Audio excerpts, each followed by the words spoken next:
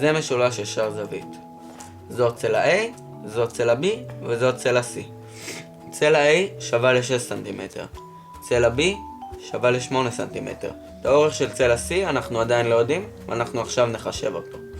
אז עושים A בחזקת 2, כמו שאמרנו, זאת צלע A, ועוד B בחזקת 2, כמו שאמרנו שוב, זאת צלע B, זה שווה לצלע C בחזקת 2.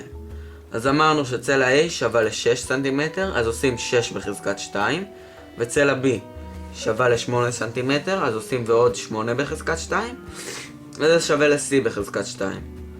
עכשיו, 6 בחזקת 2 שווה ל-36, ו-8 בחזקת 2 שווה ל-64. 36 ועוד 64 זה 100. אז 100 שווה ל-C בחזקת 2. אז עכשיו אנחנו נפתור את זה כמו משוואה. נעשה שורש של 100. C בעצם שווה לשורש של 100.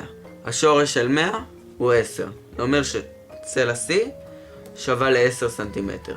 אז האורך של צלע C הוא 10 סנטימטר.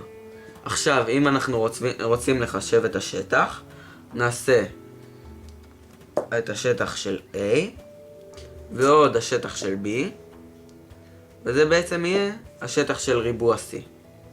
זה ריבוע A וזה ריבוע B וזה ריבוע C.